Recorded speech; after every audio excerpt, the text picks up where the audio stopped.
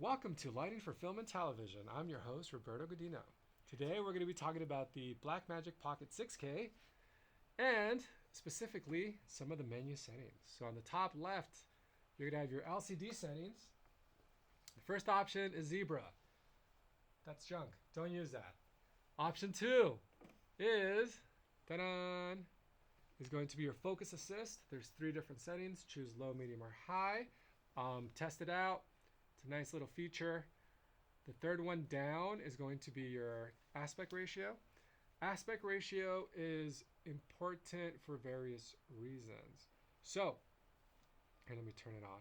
So that little white square or rectangle that you see here and there, that's telling you that's your frame guides for something called 240 or 239. So that's essentially letterboxed. 239 is the most common and popular aspect ratio in cinema. 239 is the most popular and common ratio in cinema. So I recommend you shoot 239. So the way you get there, again, is there. 240 and 239 are pretty comparable. There's like not that much of a difference, so you could do one or the other. What does that mean? So that means that your image, you will be framing for an image like this that has a little bit on the top and a little bit of room in the bottom. So this, for example, will be shooting, if you see above that little white line, it's still going to be shooting above that white line. So you will then be able to readjust your frame to go up or down depending on your framing. So let's say that for some reason I cut off Caleb's cap right there in the shot. I will still have that in post-production. I could always bring that image down and still be within that 239 aspect ratio. Okay. For the second most popular format in cinema is 185. So that's going to be 185 right there. It's essentially 16:9. It's essentially like a high definition HD, but it has a little bit on top and a little bit of bottom is cut off, and then you have your standard 16:9, which then, which is right here, which gives you a little bit less information on the sides. See how I just cropped it off there on the sides? So my recommendation, leave it at 239, just like that, and it's going to be that letterbox format. Sound good? All right, cool. Just know that in post-production, you will have to add a mask on the image, so then you could adjust the image up or down if you need to, or just letterbox it on the top and bottom. Sound good? Okay. Okay. This here is your guides. So you could have the rule of thirds. You could have something called horizon. So what horizon does, and let me turn off lower thirds, is that if it's canted in one direction or another, it'll indicate there in the crosshairs. So if I go in that direction, see that? See how it shows you that the horizon is off? It'll also show you if you're tilted in one direction or another. So let's say that you're tilted up. If you're tilted up, see how that horizon line is showing you that you're off? So ideally, you're going to want to be aligned as so. There we go. So you may have a need for that. Thank you, Ethan, for straightening that out. I'm going to turn off horizon. I'm going to go to crosshair. Crosshair is just what it sounds like. So it's just crosshairs in the middle. They could get a little distracting, so instead of that, you can just do a dot, so you know exactly where the center of the frame is going to be. In this case, we're just going to leave it in thirds, because I think that is going to make the most sense for you guys, just so you could do rule of thirds. Yeah? Cool. All right. Moving on. This is safe area. I'm going to turn off grids, just so you guys could see what that looks like. So that's just showing you in traditional broadcast, anything that might not project on a regular tube TV, Nowadays, everyone has LCD screens, so there isn't really a need for like a safe area. You could use a safe area. Let's say that if you are doing broadcast and you want to have bugs, not little logo of the NBC or broadcaster in the lower right, you might want to use that for that. But maybe Cooper has other ideas too. I was going to say, I use it typically while editing for headroom, because it's a good idea to keep how much headroom from the top of the border.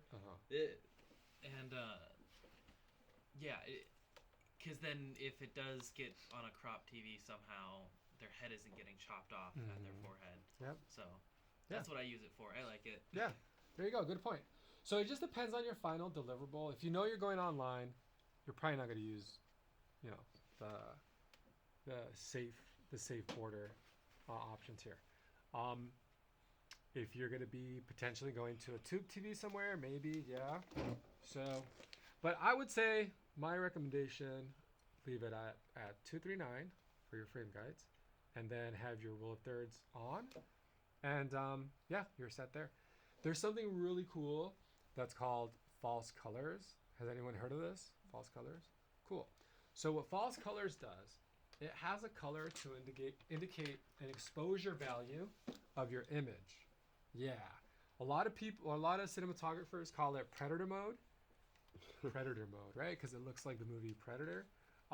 But there's some specific, you have to actually look for.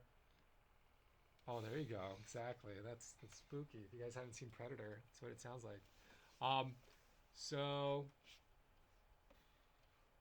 here we go. So skin tones typically want to be pink. So if you guys see that pink area, kind of hard to see, but the pink area in the top. Middle gray is green, and then as it gets darker, the tones get bluer. So here, this kind of like purplish tone is really dark, as is the blue tone down here. So you want to use, you actually want to see like a color chart from Blackmagic to see what these different shades mean. And I'm going to create two user guides. One that is more like that has all these details about false colors and etc. And I'll have another one that's more like a checklist. This is also very useful for overexposure. So anything that's red, you guys see that out there? So that means that it's going to be blown out and you won't be able to see anything in the image. So probably the same thing with the, oh, you can't see that if I do that. But you could probably, yes, there you go.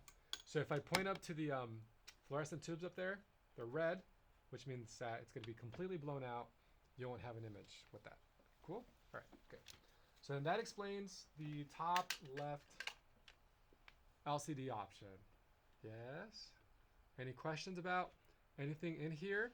So those, again, quick recap, those are the 5 options, actually 6 options in the LCD display menu. So zebras, peaking, frame guides, let's see, rule of thirds, and then safety, and then false colors. Cool? All right. So then we could just move on from there. Frames per second, you just tap it, and it, here, there you go. You tap it, and in the bottom, it's going to give you your options in terms of frame rate. So you can adjust it left or right. My recommendation, stay in 238, right? So I want you guys to create like a film, cinema, right? So that's as close as we're going to get to film, 2398, and 239, as close as we're going to get to film in terms of aspect ratio, right? Cool. Shutter angle. I recommend also staying at 180-degree shutter. That way, if you ever do shoot off speed, the shutter will automatically adjust. If you leave it at a fraction of a second, which you can go into the menu and do that, then if you do slow motion, it won't automatically adjust the shutter for you. Cool? All right, good. Iris is pretty straightforward. You are going to control that through this menu here. So there it is, 2.8. That's your run. That's your time code. So you could leave it as free run or not.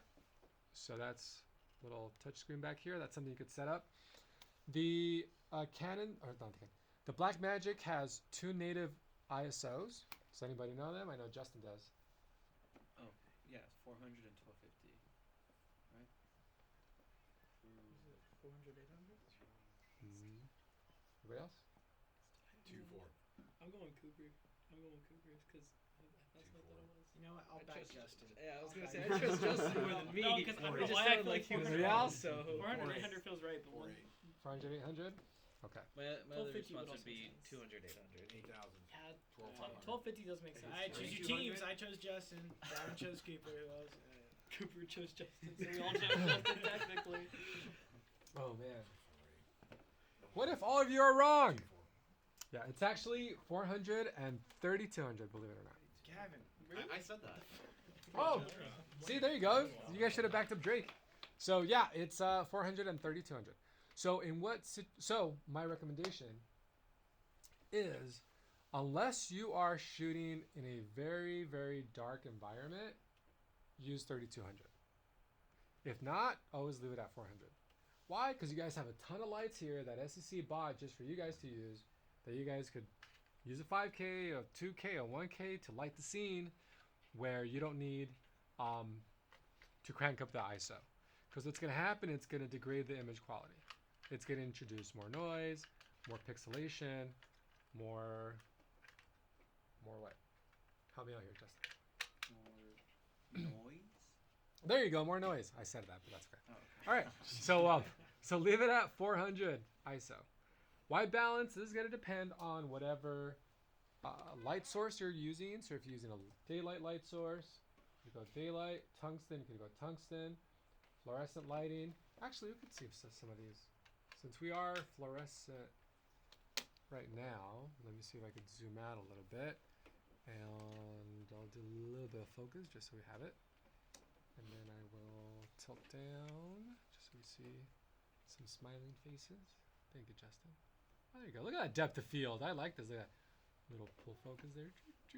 Oh, nice. So this is daylight, tungsten, fluorescent, shade, cloudy. This is custom white balance, so you could then adjust the color temperature, and you could get creative with it, kind of bluish. Let's add some. Let's go custom white balance. Let's go here, and let's go here. How sickly can we make this look? Not bad. And then we could underexpose it a little bit. Start making it look more like nighttime. It's so dark in there. So dark. So anyway, you guys get the idea. So custom white balance, you may have a need for it, but for the most part, you'll just want to set it to whatever environment you're in. We're in fluorescent, so fluorescent looks pretty good. You could also do an auto white balance. So you would ideally pop a gray card in there and then just shoot that gray card or white card. So I do have a white piece of paper. Why don't we just... This is like so user friendly. So there's that. I was going to say update white balance. There it is. No, it's not. Because you can just tap everything. You just tap everything, it's all right there. You don't have to freaking Yeah. So the menus, yeah. joystick and Yeah, shit. definitely. So the build out is always, I mean, for every camera, you're gonna have to spend some time to make sure everything's fitting right and everything's where it's supposed to be. So the build out for every camera is gonna be pretty much the same. Yeah, menu system a lot more intuitive. So you just tap it and off you go. So okay, great. So it's looking good. Here, so you guys don't feel self-conscious. Let me pop on this. This is a safe space after all. Right? Very safe. I feel safe. Sometimes. He looked at me and he said something. No, you're fine. You're fine. Okay, great. So now let's go to the bottom left. So these you could actually change. These you could actually change. Here you'll see it says Codec, ProRes 422, resolution 4K DCI. We're going to talk a little bit about that once I go into the checklist that I'm going to give you guys for the low cost of $4.99 for limited time. Just make sure to hit the notification bell. Subscribe. Yeah, the affiliate link down below in the description. We do have the best show notes in the business, so make sure to check out those show notes. You could switch these views instead of it being codec and resolution, you could go into the menu, and I'll talk about the hard buttons shortly. And you go to monitor, and you go to, let's see, I'm gonna go here where it says display. So instead of showing codec and resolution, you could show meters. And if you do that, and you jump back to here, now you're gonna see a histogram, and you're gonna see your VU meter right here. So if you have audio going straight into the camera, you will then see audio here, right? And then you could control those. We're going to talk about that later.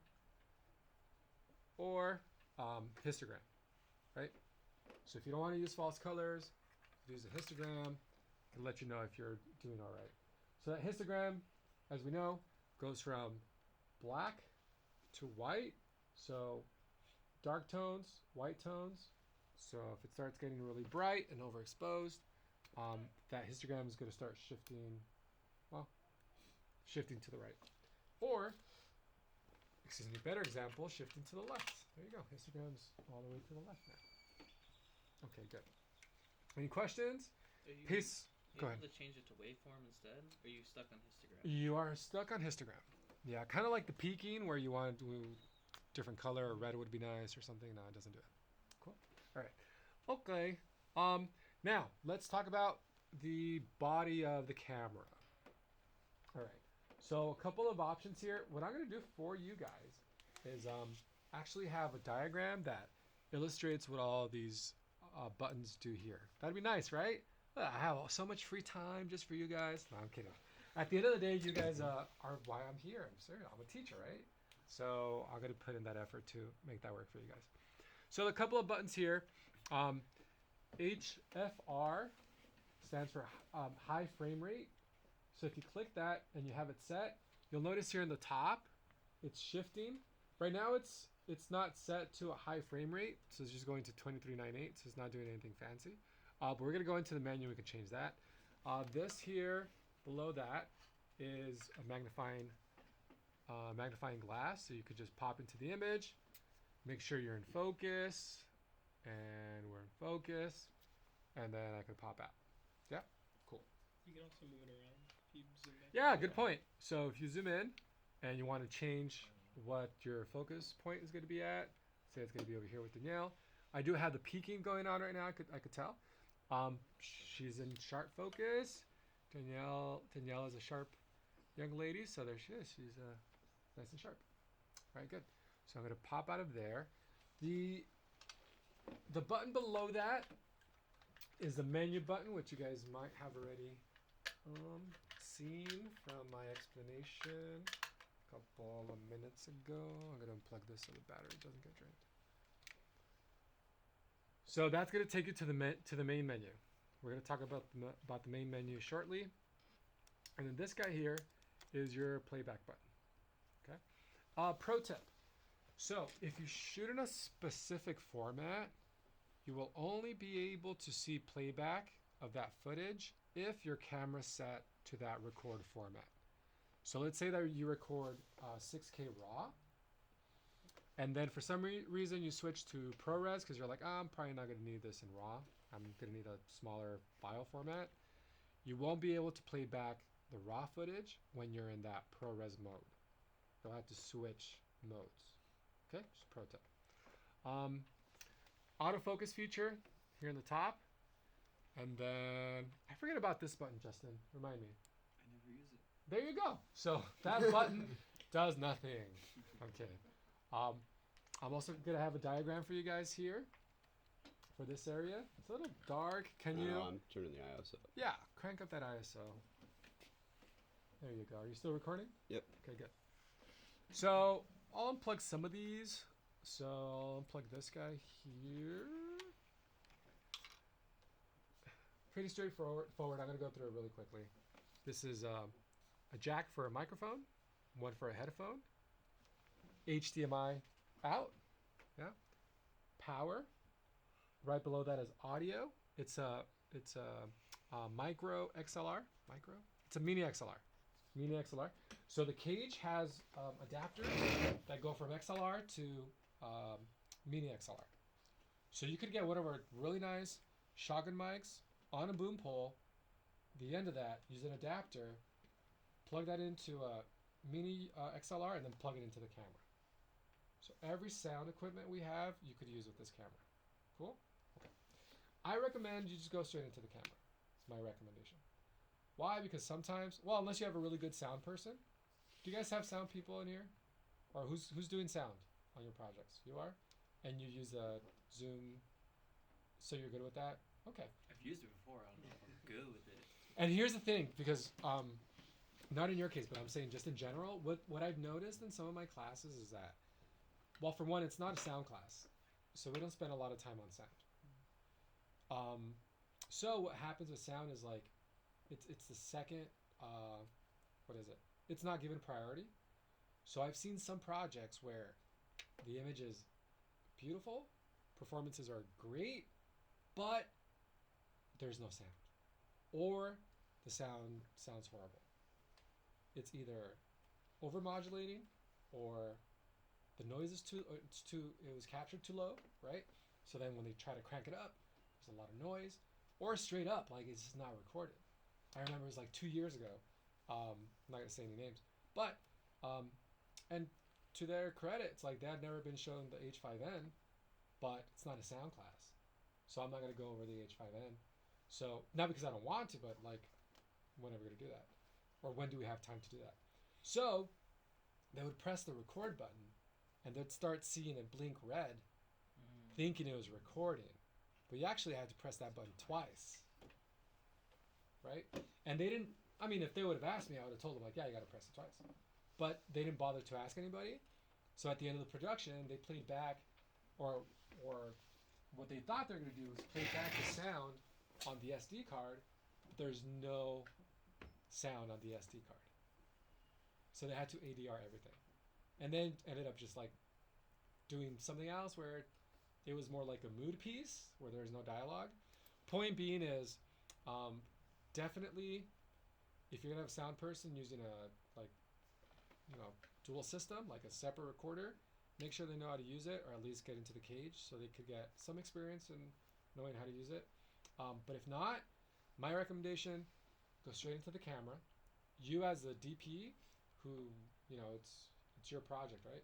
You'll actually be able to see the VU meter, so you're like, okay, phew, like, we're getting sound.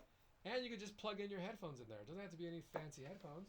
You could just do your Apple headphones that come with your, well, they used to come with your appliances, right? Now it's changed. Not anymore. But just standard headphones. You could check out headphones from the cage. And if you want to just make sure you're getting audio, just plug it in there and you're solid. Cool? Okay. Enough about sound. Okay. So that's the left side of the camera. This is the back portion of the camera. We talked about this side here. You want to get focus on that. There's a CFAS? Yeah, we got a CFast and an SD card, so you could do either, right? So boop, and then this one you're gonna have to do a little bit of. Oh, actually no. You know what? I'll tilt up. That's gonna help you. Tilting up and to the right, and there we go. So the power switch is here on the top. So if I turn it off, the little green light's gonna turn off. And then if I go to the right, it's going to turn it back on. You have 3 function buttons up here. These are assignable. I'm curious, what do you, Cooper and Justin, what do you guys set these to? I set the first one usually to false color, second one to focus peaking, and then third one frame guide. Cool. Yeah. Cooper? I do first peaking, second the Rec 709 converter, and then the last one I'll set to frame guide or something. I like to do false color on the monitor because the monitor tells me the range of each color. So cool. There you go. Cool. So these are just preferences that you may want to have. I would definitely recommend up here focus peaking, right? Because you want to make sure your image is in focus. False color, because you want to make sure your image is properly exposed. And the LUT, which we're going to talk a little bit more about, which is essentially going to show you what you're capturing, like log footage, right? It's kind of flat, versus what you're seeing on the screen. So you could toggle it off and on. And am I getting enough detail back there in the shadows? Let's see what the log or the raw looks like. Press the button, you're like, oh yeah, I can see into the shadows. We're fine. And then you switch out of there. Cool? Okay. But you can set it pretty much to anything. And let's see if I could even tilt even more. You may have to help me out with this, Ethan. I don't think I can go any lower. Actually, let me try this.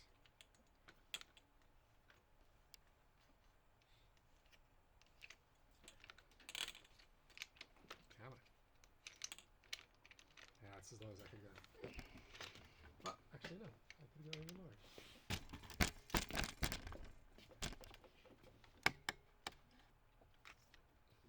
There you go. Yes. Yeah, of course.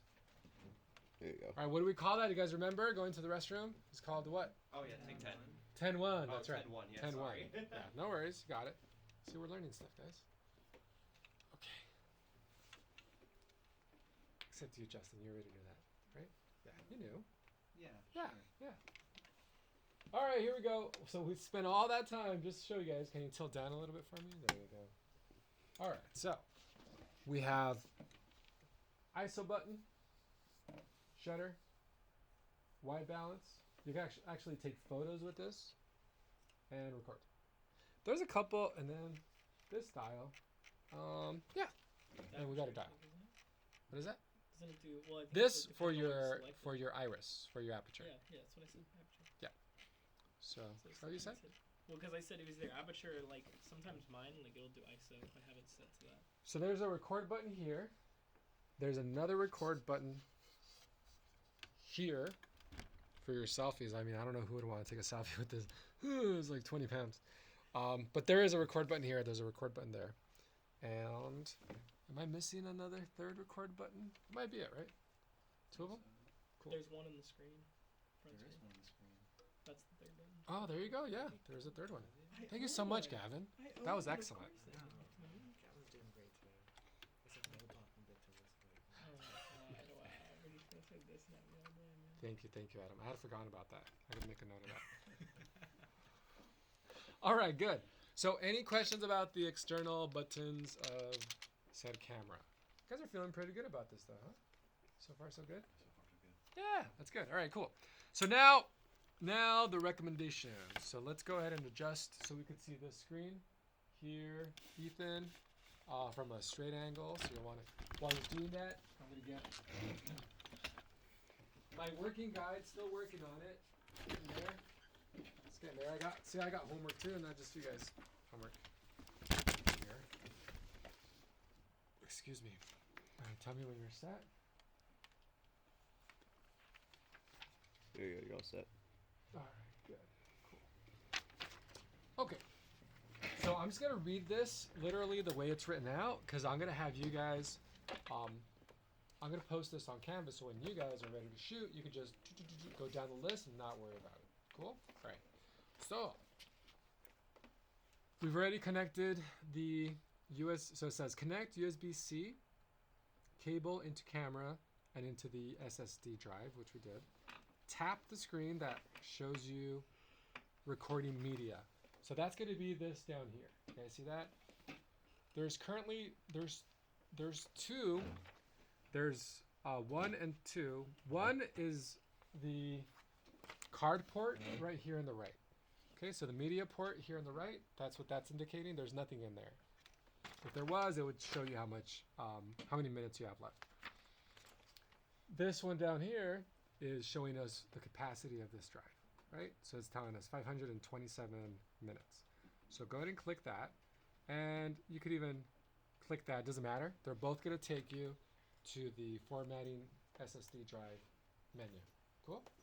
All right, so we're gonna click that, and then it's telling you right there, format exFAT.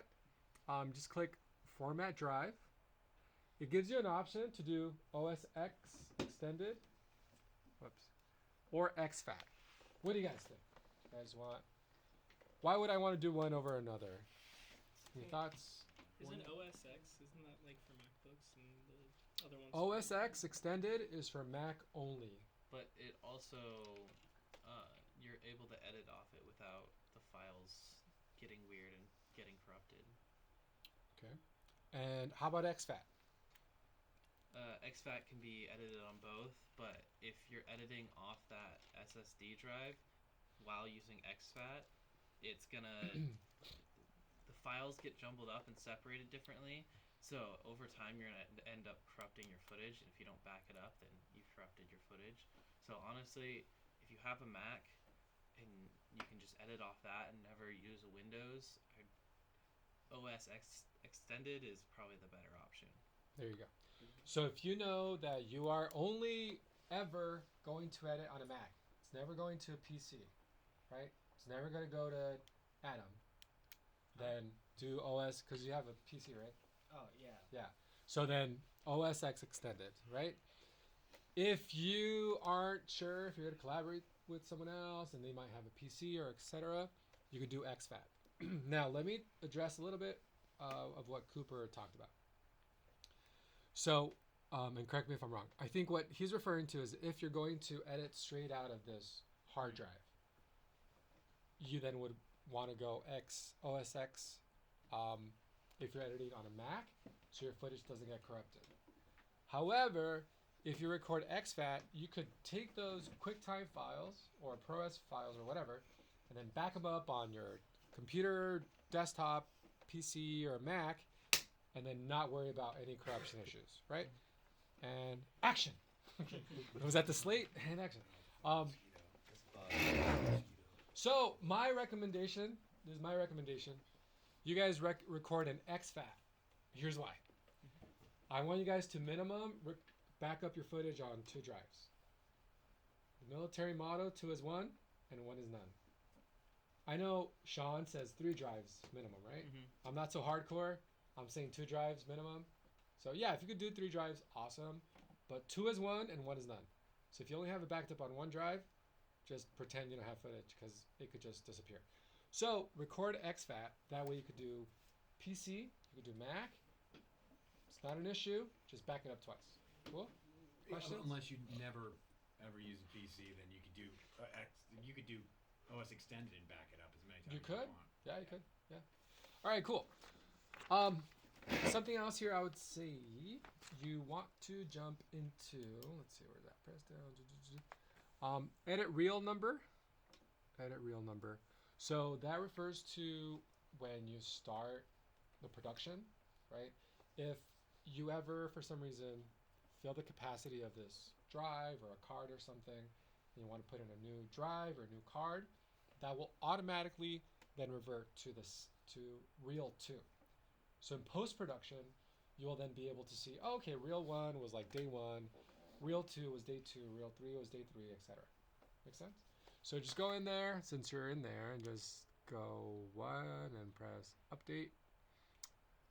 Great. So now you have to press format once, and it's asking you. This is gonna, well, it's telling you actually. This will erase all data and rename your drive to A001. Do you want to make sure you do that? You say format drive. And then it's got a fail proof where it says you have to hold down format drive for 3 seconds just to make you think about it. Are you really sure? There you go. That was a bunch of amateur footage, I think. Oh, was it? Too late now. It's gone.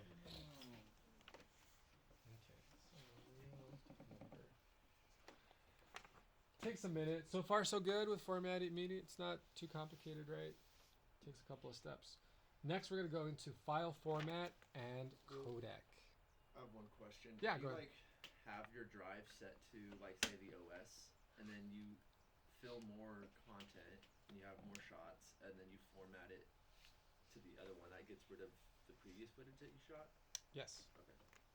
Mm-hmm. Even if it's all still on it and you're still just plugged into the camera, it just reformats it, deletes everything.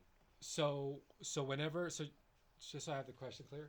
So you're saying if you format the card or the drive, Yeah. it erases all the footage on there? Yes. Yes. Okay. Yeah. Like you don't. Okay. So that's why you have to make sure that you have everything backed up on 2 drives minimum before you erase the media on the card, because then it could just all be gone. Okay. Right? Cool. Okay.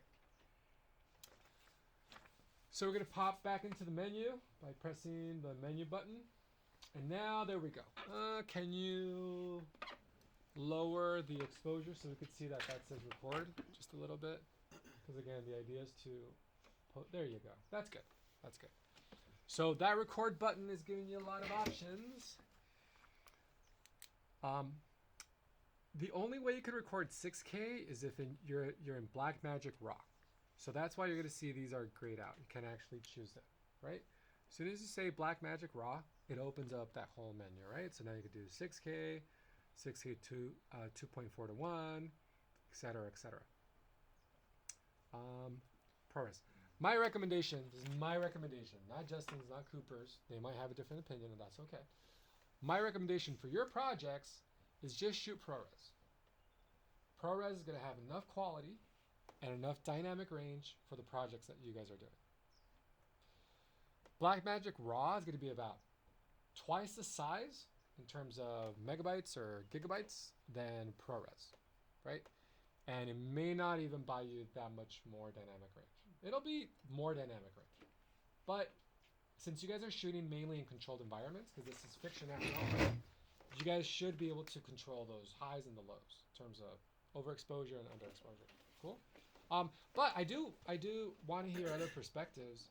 What are your thoughts, Cooper? My first thought would be shoot on Sony instead. My second thought is I agree. I think it's notable to point out though that the Blackmagic Raw allows you to go in and change like the ISO afterwards. Like they're definitely different. I think ProRes is definitely better, but you know some people are die-hard Blackmagic Raw because they can go in and change those things. And if you feel like that's a need for you, then do it. Yeah, I guess. I agree. Justin? I usually shoot ProRes also, but I do think it's a lot of... I love the control you have over Blackmagic Raw, but it's not practical if you're not doing that, unless you want to be involved in that whole Blackmagic system. Yeah, I agree. Cool, awesome. We all agree. Look at that, guys. That's a first. Yeah, so unless, like Justin and Cooper are mentioning, unless there's a very specific reason to go Blackmagic Raw, stick with ProRes. There are 4 different flavors of ProRes here. You have HQ, which is high quality, 422, light, and proxy. You're probably never really going to use proxy. It's super low resolution file. Actually, not resolution. Low bitrate file, which is not what you guys are trying to do. So you're probably going to be HQ or 422. Thoughts? 422 or HQ? 422. Generally, I hear 422. Yeah. So that would be my recommendation too. HQ is not going to buy you that much more bit depth. So when I say bit depth, it just means color sampling. So you'll be fine in ProRes 422. Cool. That's going to be my recommendation. Now this one, I think we'll be on the same page. We'll see. My recommendation is Ultra HD. Here's why. Do you guys see the number? Oh, you got stuff. Deadlifts are working out. I got one sympathy there. That's good. Is that inappropriate? No, I don't think it was, right, Patrick? I'm good? Still good? Okay, good. Let's see, this kid. Oh, there we go. So you guys see that little number down there? 3840, yeah? 3840 by 2160. 4096 by 2160. What's 4096 minus 3840? On average. It's like 200 pixels, right? Yeah. Can you guys tell the difference between no pixels and 200 pixels? Can anyone detect 200 pixels on a screen? Not really. Not really. So why shoot 4K DCI when you could shoot Ultra HD, which is going to be the same aspect ratio as HD, right? It's Ultra HD. You're just losing 200 pixels. Yeah. I would say because Netflix is stingy and wants true 4K. So Who here has their deliverable going to Netflix? Exactly. No, but I mean, and I'll say this: a lot of Blackmagic owners, not anyone here in specific, but people I've met in the past, they like to brag that their camera's true 4K, so it can be used on Netflix. That's true. Hey, I do that. I don't know, but Well, HD no, this works. is, and that's actually that's a good point. Yeah, which takes us back to what I've talked a lot about in other classes, right? It's like, what's your final deliverable? Like, where if you know you're going to Netflix, yeah, maybe 4K DCI is your way to go. And the funny thing about Netflix, and I'm gonna look it up right now, they have certain cameras that are approved, right? And cameras approved, and let's see. And the Blackmagic,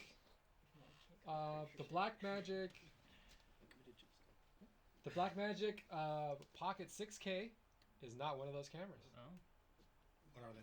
Just curiosity. So they have the. What are the low end ones? I mean, we know Like the things high end that- ones. Yeah, I mean, so. Well, I'm just gonna mention some that like We could get. that we would know. Yeah.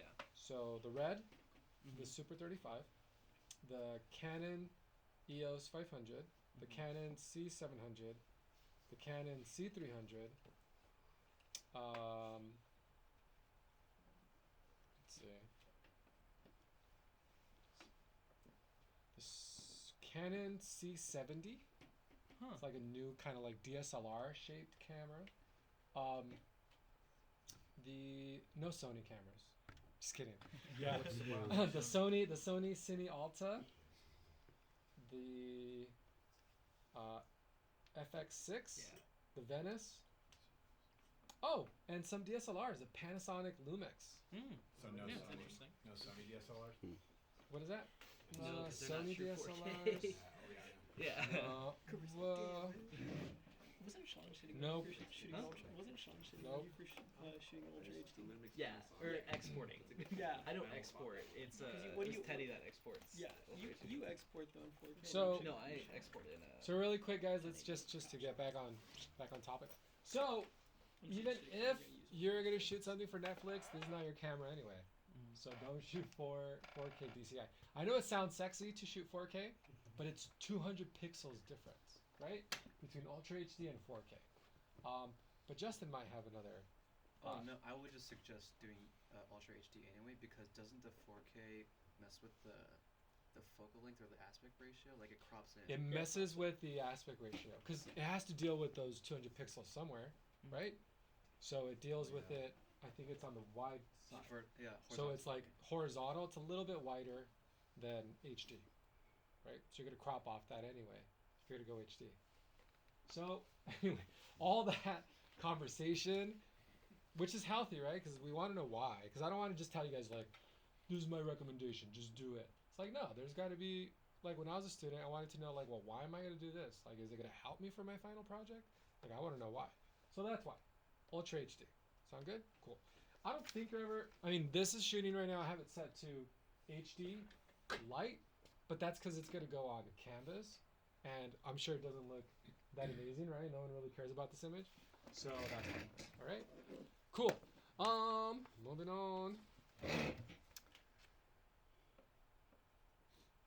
Oh, this is important. So dynamic range. So my recommendation is film. All right, moving on. No, film is just going to give you more dynamic range, which means that the shadows aren't going to be so dark. Well, you're going to be able to see more into the shadows and more into the highlights. Yeah, cool. Frame rate, we talked about that.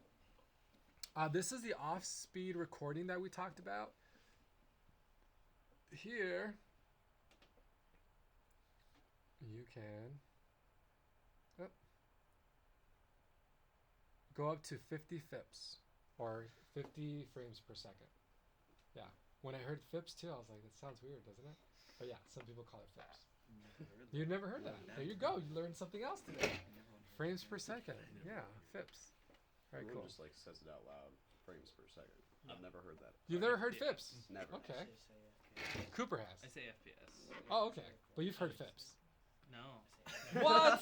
That's like generally the first time I've ever heard. Well, that's good. You guys got to get used to this terminology. You're going to hear it more often. Oh, this is an important option here. Stop rec if card drops frames. That was really helpful on my shoot actually, because the card kept failing and I couldn't figure out why. It's because it was dropping frames. Oh, And dang. I had that on. And you had, okay, that's good. Yeah, because you don't want to record the scene and then all of a sudden it's like, oh my god, it dropped like 6 frames. And you're still recording. So leave that on. Yes. What would cause it to like lose frame rate? Not frame rate, but just recording, just recording frames. It's like a data issue. Could be like a cable issue, or this is not recording so fast for some reason. When I was thinking frame rate, I was like, but yeah, say it that way, it makes more sense. Yeah, cool. Sensor area. I haven't read too much into that. I mean, I'll just leave it at 6K, right? Do you have any other reason why you wouldn't? No, right? Well, Just 6K. 6K, so I'm gonna have that option. Okay. Just leave it off. I never really played around with time lapse. Detail sharpening, definitely leave that off, because if you have it on, it's gonna bake it into the image. So that means that when you take it into post production, it's gonna be sharp, artificially sharp in camera. You won't be able to remove it, right? So just leave that off. Record LUT to clip. I would recommend you leave that off as well. That's what I was talking about. Yeah. Here's why I recommend that. Because it's going to bake it in. Just like sharpness, you won't be able to remove it. Or you could, but it's going to be harder to remove it. Because then it's just going to be part of the image. And that takes us back to the conversation about RAW versus ProRes. RAW, you don't bake it in. You could change the ISO, change the color temperature, as if you had changed it in camera before you started shooting. With ProRes, you can't really do that. So just leave that off. That way it doesn't take the LUT into the project.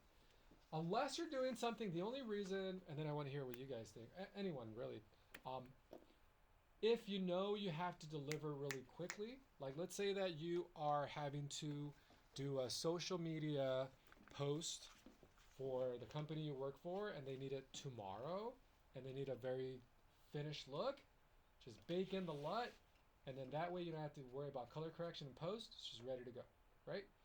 Any other applications? What do you guys do? I would say, like, my thought process is a little more detailed, but if for some reason the client goes, we want Let's call it different. Yeah. No, it's different, but because I think it's a little more detailed because it's specific. If the client goes, we want the raw footage, I don't want to give the client raw footage, period. So I'm going to go, like me personally, I'm going to go, no, I'll color grade it, or, you might want to find someone else. But if for some reason you want to give them raw footage, then yeah, probably bake in that LUT. But we're talking about something similar, but different. So right now, because just to clarify them, right? So to be specific, raw you don't bake in the look, right? Because it's raw. That's why it's called that. When I say raw, I'm not saying the file format raw. Oh, I'm just saying like the untouched. So footage. uncolor graded. Yes, uncolor graded. Okay, so basically not color corrected. Yeah. Yeah, because then I felt some people kind of getting confused with that. So just to clarify, raw you cannot bake in the look. ProRes you can. Cooper very smartly does not give clients uncolor corrected footage, right? He always gives it a pass just to make sure it looks good. But there might be some situations where, let's say tonight it's broadcast, right? We got to stream something tonight. So then, bake in the look because it's going tonight. We're not gonna have a chance to color correct it. I could see that working. Yeah.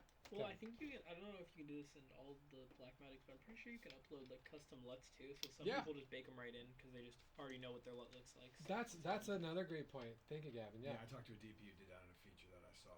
Perfect. That's what he did. Yeah. So you could. Cooper hates that. You did that on a feature? Well, he probably didn't bake it in. It was probably just like a viewing LUT. I'd hope. Yeah, I'm sure he probably didn't bake. No, like what Gavin said, how he had his LUT into look, his, so he knew when he was shooting, he knew more. He or just less what he was uploaded gonna, his. Okay, Yes. it's not baked in. Yeah, though. yeah, Cool. no. Yeah. No, I do that too. Yeah. Well, and I don't want to get too into the weeds with it because we could spend like hours talking about LUTs and resolution. But I do want to at least.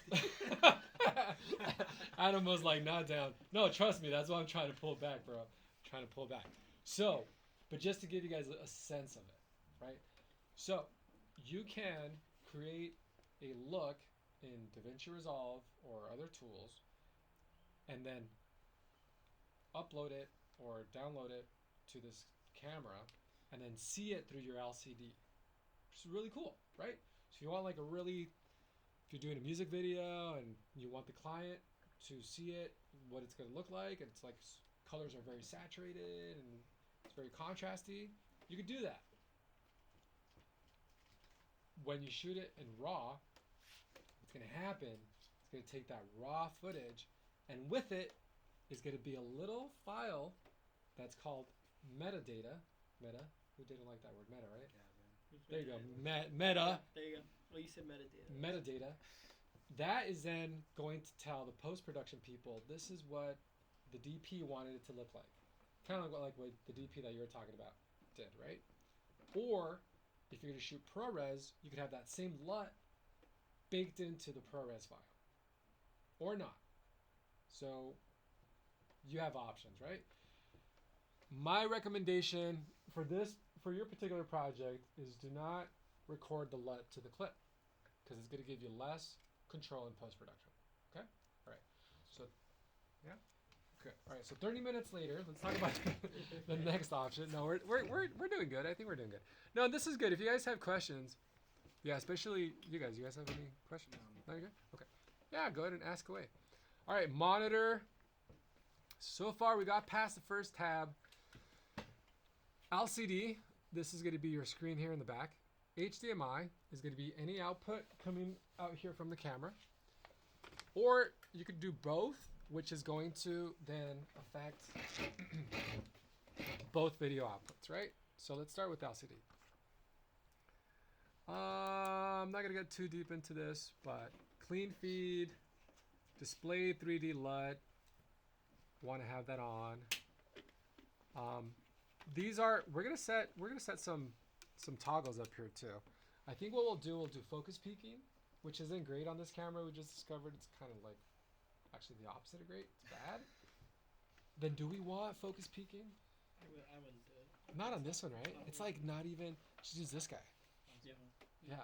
Might as well. All right, cool.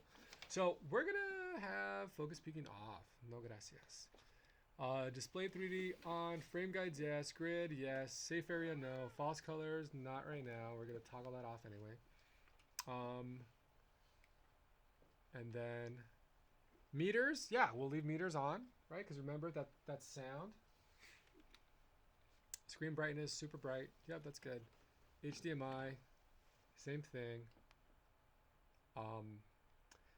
The display status text for is different for a director and a DP.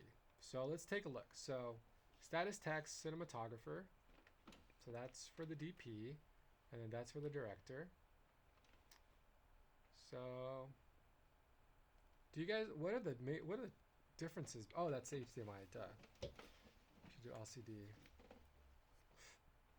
That's cool that they have two modes for it. Yeah. I was gonna say, I've never used Oh, it only has it for, That's like has it if you for. have That's because I don't have an LCD. So it's Yeah, it only does Yeah. it for HDMI. But that way your director isn't seeing all the settings. Yeah, and because directors, that you crap. know, they don't know much about anything. Just kidding. Directors are, you know, you need them. They're a necessary evil. Did I say that? I'm kidding.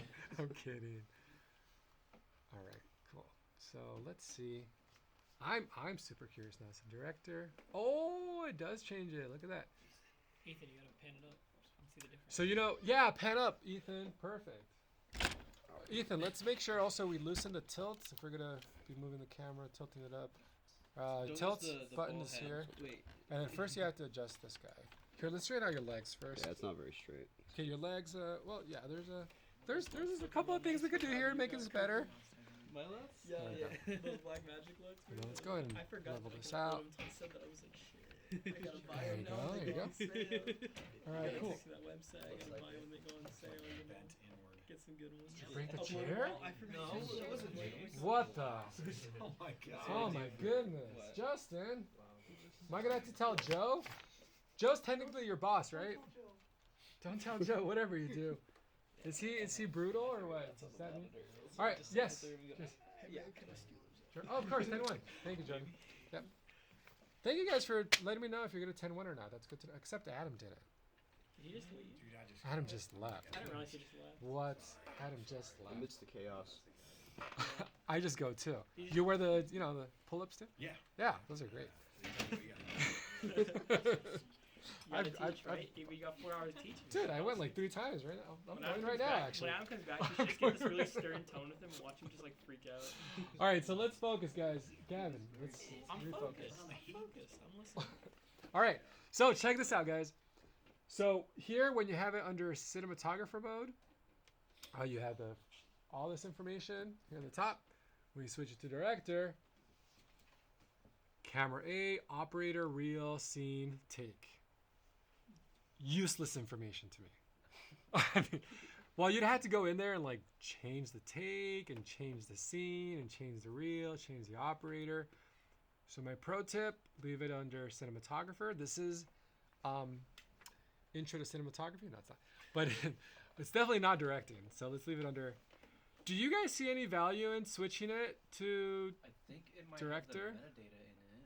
Yeah, like the metadata's. Well, I mean, But, like, so the difference is the director one has which cam, the real scene number, and your take. And I think there is real value if you have like a full director monitor like that out. I think if you're just a DP and you're just holding that, keep it on cinematographer. Like there's no use. But if you have multiple monitors on set, I would say it's worth it. Yeah. Could be worth it. So I was gonna say, for like us, I don't think it has any use to switch Yeah. it, but like when you're on an actual set, it definitely does. Yeah. But like for my cinematography project, we had a director's monitor, and so like that would be useful. Mhm. Yeah.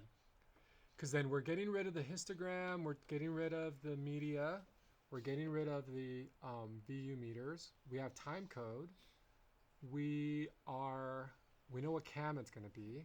Operator, I mean single camera, right? So reel, okay, I guess maybe useful for what? I'm not sure. Scene, you're gonna have to go into the metadata of the camera to change the scene and the take. That just seems. I see very little value in it myself. Like it just seems annoying to go back and change all that over and over and over again. To me, I've never used. Has anyone in this classroom ever used any of that metadata you punch in there? Scene, I've only used take. the camera once, so. I don't. No one used that stuff. I mean, they have it. It's a cool feature, but I'm usually the one that edits it anyway. there you go. So now we know, and no one's half the battle. All right. Any other question? Oh, we found it, guys. What? Colored lines. There it is. Focus color. Both? Red. Yeah, I was about to say. Oh. But Colored lines. colored lines. Maybe There that's you it. go. Oh. All right. Well, let's see if that makes it work. So maybe false color is gonna go back into toggling options, and you're gonna be our subject for now, Caleb, if you don't mind. Is it on? Yeah, I don't think he has it on right now. Do you have it set as one of your quick buttons? I'm not sure, but Because usually it's what it's set as. let me go here, and then boop, boop. Status. Nope. Oh, I know. Gotta pop that in there. Go up here, and then focus peaking. It's on now. Oh no, not. it's not. Ah, there we go. Look at that. Yay! See the background? Yeah. Yeah, there we that's go. what's going on. And then when I focus on Caleb, there we go. Look at those red eyes. There we go. You guys see them? Kind of. Yeah. Yeah. Cool. I think what might be happening with this camera is the LUT on because it's very flat.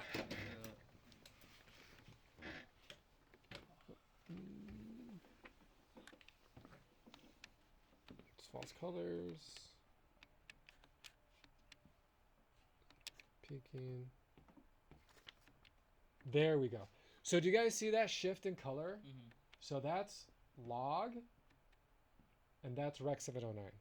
So it was set in log the whole time. That's why some of the saturation wasn't really nice on it. But anyway, there it is. So peaking does work.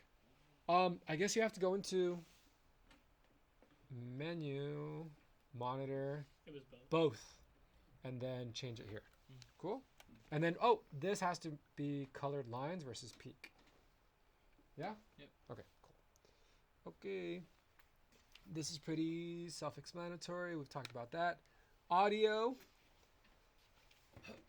So this camera also does have built-in microphone. So that's what's happening right now. You can see the VU meters are getting lit. But you could change the the audio source. So we could change it to camera right, camera left, none, 3.5 mono mic. That's the mic over here on the left side.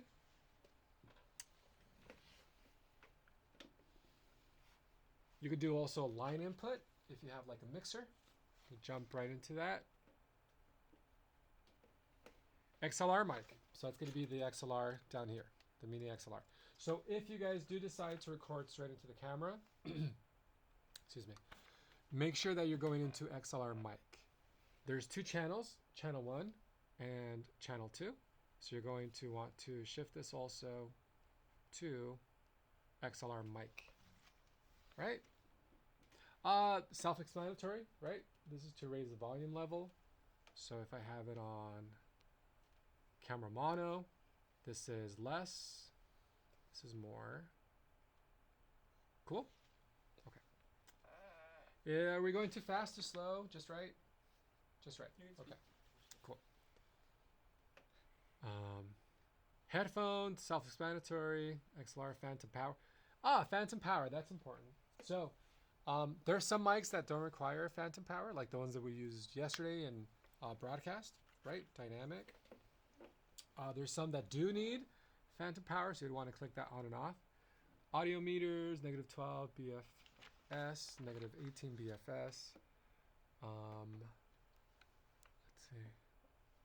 Let's see. So all that's doing, if you want to go ahead and zoom up here, Ethan, and take a look at this here. Remember to loosen the tilt. No, this is a tilt. There you go. Yep. You guys go and zoom. Yeah, grab focus on there. Ooh, nice. And make it sharp. There you go. So all the audio meters options is doing, if you'll notice, it shifts it. Look at the -20. So it's -20 or -18. That's all that's shifting. So it's not going to affect your audio. It's just affecting your audio meters. Does that make sense? Yeah, cool. I'll leave it at -18 decibels. Because you guys have an intro to sound class, right? What do they show you guys there? You guys want to peek at what? Or you want to be at what average? -12? It's between 6 and 18, trying to get for 12, but like It depends. if you're on dropping, what it is. it's not the worst thing. But like -18 is the lowest you absolutely want to go. There you go. Yeah. Cool. Okay. So yeah, leave it at -18. Cool. Thank you, Ethan. Can you zoom or tilt down again to the screen? Thank you, Ethan. It also depends on what aspect, I believe, What do you mean? of the audio, like for the sound levels. Because I was always taught, dialogue should be at -6, sound effects should be -12. You grab that in post though, and you'll mess with it. You generally want to record it at -12. That way, if for some reason someone screams or something loud happens, you have that extra room to play with and bring it down. Okay, in post. yeah. But I mean, I in remember post, now. that is absolutely right. For what? Post? For post, yeah. Yeah. All right. So Cool. smart, You are. Cooper, Smart guy. You need to get out of this class. Go take an advanced class. Just kidding. Oh yeah, he's gonna take advanced cinematography. I tried this semester. I did too, I don't no know if way. people signed up, but Dude. yeah, Yeah. next semester. Cool. Yeah, I'll be looking forward to it. Seeing you there too, right? That's exciting. Yeah, I was totally looking at Patrick. Right through you. All right, so great. So audio, we're good with audio? Yep, cool. Moving on. Setup. So this is Justin's favorite menu. So, I don't have to go in. Oh, this is where it says shutter measurement. I recommend leaving it under shutter, shutter angle, not shutter speed, because you don't want to have to deal with that. We've talked about why. Flicker-free shutter based on 60 hertz. So that's a standard here in the US. Let's leave it at 60 hertz. Timecode drop frame. I'm going to leave that alone. Oh, this is where you get to change the function buttons. So how does it work, Roberto? Well, first select the function that you want to affect, and then it has two behaviors. You could either do a preset or a toggle, and then depending on what you choose, it's going to give you an option for one or the other. So under preset, you could have frames per second, iris, white balance, ISO, shutter, hardware. Why would I want to change the hardware? You just have those 5 options. Yeah, there you go, 5 options. Toggle, you could have more options down here, right? So you could do, can you see, right? Excuse me. So you could have that affect your LCD or both. See, so I'm gonna have both. So my first option is, let's change it, right? So let's do focus peaking because we definitely want the image to be sharp. So focus assist, there it is. Let me jump out of here, and then let me actually grab focus on something. So we could, there you go. There you go, great. So we could toggle that on and off. So toggle is just on and off. So look towards camera, Caleb. So that's on, that's off. Come on, there we go. Off, on, off, on. Yeah? It's just a little bit off topic. Why is there a color difference in your 2 monitors? Well, because that's a great question. I don't know. I think this one probably would have to get calibrated. Yeah, you can set that like external monitor. Like it's probably just set differently on camera. So if it's touchscreen, I imagine there's like probably like we even could play preset around with LUTs in there that you could mess around with. Yeah. I was just curious because it looks like fine up there, and then ours is obviously a little bluer. So cooling. So yeah, I mean you could change the look of this. So it's a good question though. I haven't played around with this monitor too much. So cool. All right. So toggle is set. Yeah. So what do you want the second toggle to look like? Grid. Oh, the display LUT sounds good, right? So we could toggle it on and off. So that's going to be for both. So let's take a look at that. So that's off. Look at that. On, off, on. I'm going to turn off focus peaking. Off. Cool. And then third, sorry, I think Gavin, you had a suggestion? Yeah, turn on the grid should be on and off for the third one. That's what I set mine to. The grid? Like the roll Oh, yeah, roll thirds. that's not a bad idea. Yeah. But I forget what the actual functions are. Yeah, let's see. Frame guides, no. Display LUT, no. Clean feed. Off rec speed, safe area guide. There you go. Grid. Grid. There it is. That's what I do on mine. That makes sense. It's off-speed recording. One time did I tell you this story? No. I said it's off-speed recording, and it shot like half of a music video. You know what might be another good option? Let's try it, right?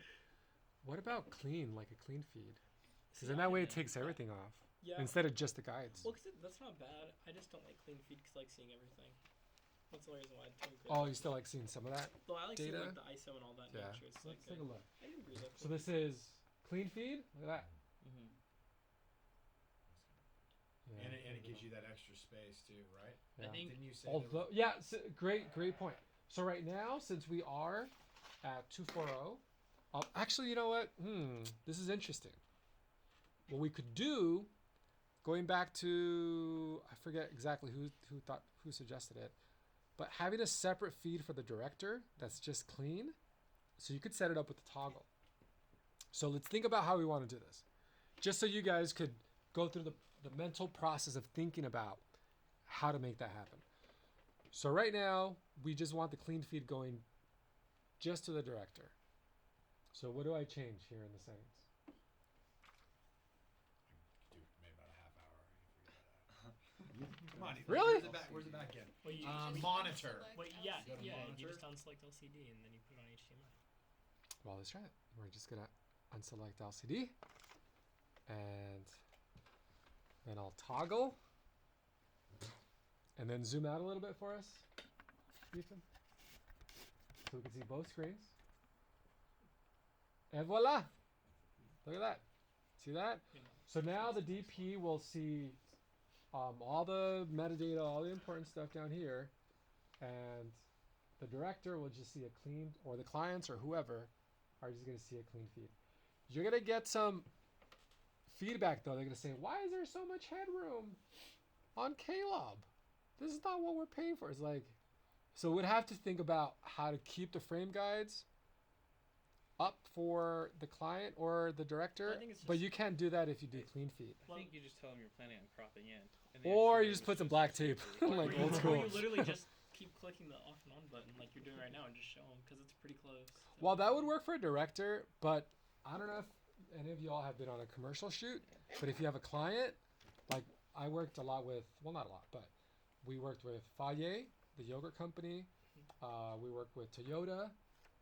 We worked with ABC Family. And you're not going to go walk over to the client monitor and be like, oh, this is what it looks like. This is what it's going to look like for real. And then this is what it looks like right now on this monitor. They don't care. They want to go get their little Perrier water, get their craft services, sit on the couch comfortably, and basically watch a movie in front of them happening live. So you're not going to go over and explain this to them. Actually, as a DP, you're probably not even going to talk to the client. I was going to say, like, in what area professionally would it, client you talk to really wouldn't. Yeah. It would be like the producer would be the intermediary between. So that's my point. So maybe the clean feed, and this is why we're talking about it, right? Because we're figuring out. Well, there's an easier way to so do what's the clean best feed, option? Though. It just wouldn't work on the top monitor, but it work on the LCD if you just swipe down. Like you could do it that way. That's a good why point. I usually have mine set to But gray. so then let's think about it. So then if we don't want clean feed, I guess we could just do what is it? Just taking the frame guides off. So I bring this up just so you guys can experiment, right? So if we take that off, now we have the third function button. So that's frame guides off, frame guides on, off, on. Cool? All right, moving on. Unless there's any questions. Well, no? you should just show off this Oh, one. yeah. There you go. So if you want all that information to go away on the LCD, not on the output, you just swipe down and away it goes. Should have kept your frame guides too. Yeah. What if kept you the take away guides. the frame guides after? So swipe and then hit that third button. Oh, it'll take them away the off. frame guide, Yeah. and it won't expand the Yeah. image either. So I would recommend if you're operating, you could take all this stuff off. Because remember we talked about cinematography, right? It's an art and it's a craft. It's both. It's both, right? So as a DP, like you're caring about the image like this, right? What we're seeing out there. Zoom into this here. The technical side, you want to lock it down. Then once you start recording, you just got to be in the moment. You got to connect with the performer or actor as much as possible and just feel it, right? I've shot scenes where the actor's giving a great performance and I'm like, I'm right there with them. Even though I'm not performing with them, but camera operating wise, like I'm moving with them. If that makes any sense. Like that. I'm sure you've probably Have you had seen that. Swingers? I haven't. Dude, it's on my list, right? It is now. Why? What's the reference? Oh, though? Vince Vaughn was like bullshitting in his trailer with John Favreau about they were talking about auditioning and stuff. Yeah. Like the camera guy. I mean, it might not have been for my performance, but he was actually crying. And I'm like, oh man, That's that's so great. hilarious. But I mean, it's true though. It's true. I mean, it's happened to me. Yeah, where you're just like, cause you're also like a fan of movie.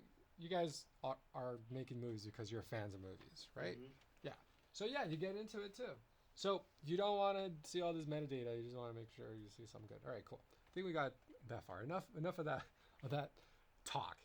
I'm not gonna go into any of this stuff because you guys don't really care, right? Okay, skipping.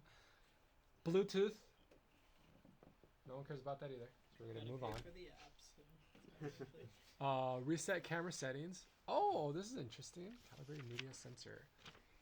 I'm thinking of having this as an option for you guys in the checklist because we do that with the C200. where you reset it and start. Yeah. You might as well, honestly, because sometimes Right? people have other stuff on there. Yep. Okay, presets. That's where you get your LUTs and you put them in. Yep. LUTS. This is the last one, guys. We're gonna take another break because I know there's a lot of sitting and talking, right? Oh my gosh. I'm kidding. Yacht 10-1. Oh, you're good, man. You're good. He wasn't careful. You caught him. I thought he was gonna wait and sit back down. You got him, Patrick. You got him. This is the last thing we're talking about. Then we're gonna do a break, okay? So Pocket 6K film to extended video. Yeah, Pocket 6K to Rec 2020. Yeah, Pocket 6K to Rec 2020 PQ. Yeah, Rec 6K film to video. Justin Cooper, what do you think? Just leave it where it is usually. Yeah, I'm kind of curious. There's no 709. Great question. Great question. Yeah. Right, Anna? I agree. Yeah. It's a great question. Here's my recommendation. So, Pocket 6K film to video is the closest you're going to get to Rec 709. Rec 709 is a color space that your HD monitor at home, oh, he doesn't have a TV. Your HD monitor at home. That's the color space it's sees it in. So that's why I recommend Patrick loves this class. So that's why I recommend Pocket 6K film to video. Yeah? Don't forget though, make sure to hit the check button here. If not, it's not going to take it. Now let's see what that looks like. We have our second. Here, let's swipe up. Actually, swipe down. My second. There we go. So that's Rec 709, and that's log. Rec 709 log. Cool. You had something else you wanted to add? Oh, No? it's just like, why don't they just call it Rec 709 instead of video? Yeah. Like, In their head, it's just like this is what video looks like. 'cause those are Like this is just- what video. Yeah. Video. I don't know. It's probably more user friendly just to name it this instead of Rec 709 because it's Sure. operating. Yeah. It's probably like. I mean, it is. Yeah, it makes sense too. Probably right. But you'd think it's like a what More $2,500 camera? Yeah. Like what? Yeah. What consumer is buying this camera? That's fair. It's like who's Justin buying has this? one. Exactly. Oh yeah, that's true. I mean, Huh? I So it's a mean, prosumer because you're more like Yeah. on the consumer side and Oh yeah. semi-professional. Exactly. So that was You'd be Patrick's. surprised how many people grab like a red cam and they do not know what. You know what? Speaking about okay, so we're done with the video. I'm gonna press stop record unless we want something else, and then we'll talk about other details. So speaking about annoying things, the XA40, I think was it Alyssa or you, Patrick, that mentioned it. ISO is not called ISO; it's called gain. Mm-hmm. Is that weird? That was Mac. Is it still like? Was it numbers? Mac? Like,